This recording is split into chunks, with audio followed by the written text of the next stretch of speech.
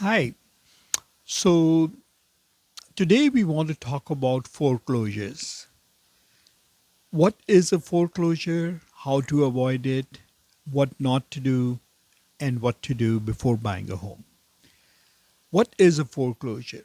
So, foreclosure is when a bank takes our home away because we have not paid our mortgage.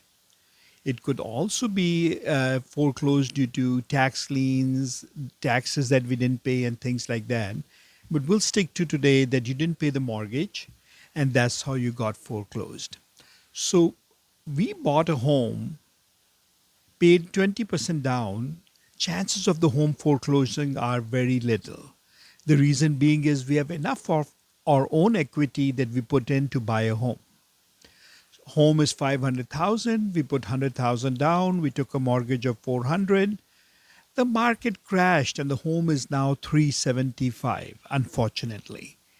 We still remember the fact that we paid $100,000 and we are not going to foreclose because we paid $100,000, right? However, we bought a home for 500,000. The bank was so beautiful. They said we have a program, 3% down, no PMI. You can get a gift or from the seller or from a relative for 3%. In fact, hold on. Why don't you get a gift of 5% and you can cover your closing cost also? So, what is our investment in the home? Zero. What is our attachment to the home? Except for the fact that it is a home, it quickly becomes four walls the minute we realize that there is no equity.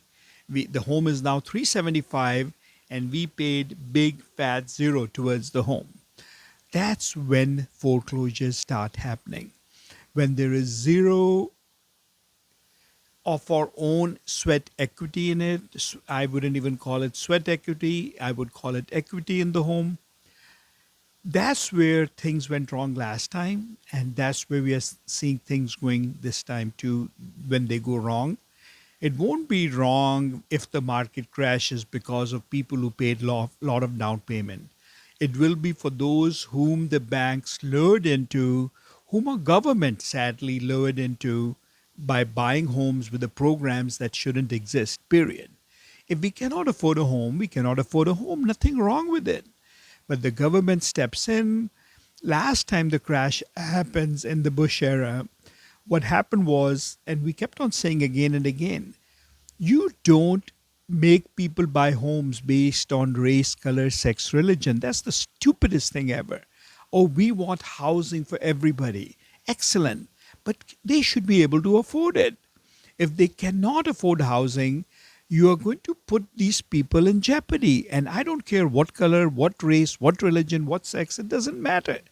If you cannot qualify, if your way of savings is not there, if your credit is bad, showing that you will mess up your credit again with the homes too, then the home is not for us. The home is for those people who have enough money and enough income and can pay. It's not about color, sex, religion. Absolutely not. We are going to hurt the same people that we try to help, and that's what happened in that era. And I see the same thing happening, unfortunately. A bank mortgage guy stopped in our office and told me how beautiful his program is. And I said, "What is it?" And he said, "Now you can get a conventional mortgage at 3.5%, and we will even give you XYZ, and we'll give you a $5,000 grant and even more if needed." And I'm like, hold on. What are we talking about? Don't we learn the lessons? And it was if you make income less than $102,000, the people we are going to hurt are the people who make less. People are going to lose the home. You know what happened not too long ago? There were short sales, and short sales will come again. When the market value goes down and the equity is not left and you don't have enough down payment that you put in. Banks now had to pay money to get people out of the home. They stayed in the home for long and got money to get out. Bad, bad, bad situation. If we don't learn from the past, we'll never change our future. So please don't get into foreclosure scenario. Please don't go into buying a home when you cannot afford it. They will give you different reasons, but they are the reasons that will really destroy our own feeling inside of not being able to fulfill our own duties.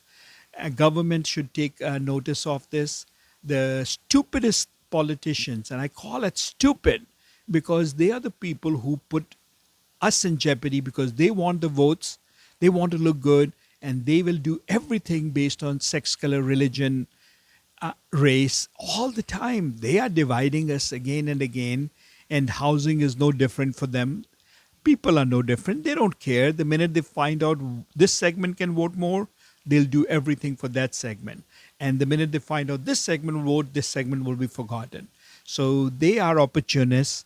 Unfortunately, we are the baits, and we take the baits, and we pay the price later on.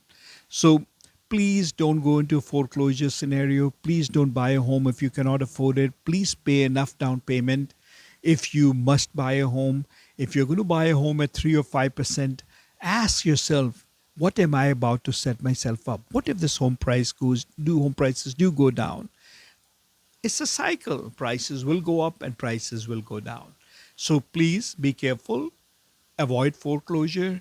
It's not a nice scenario. Everybody's blaming at that point, and it leaves a bad taste in people's mouth. And then it becomes a bigger race, sex, color. Oh, you're evicting us because of, no, it's because we didn't pay the mortgage.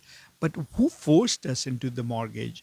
And people, those banks who really give us the loans when we shouldn't have gotten the loans or taken the loans, whatever that scenario is. Avoid foreclosure. Buy only when you're ready. Buy only when you have enough money to pay for repairs and uncertain scenarios like lost job, health, whatever that comes. More the down payment, easier it will be to handle your mortgages. A, the mortgage monthly payment is less, but B, we are more vested in the whole game. And when we are vested, what happens? We are more attentive to that thing. Thank you so much for watching. And if you have any questions, my name is Sanjeev Aneja. I'm the broker at On Track Realty in Edison, 732-494-2211.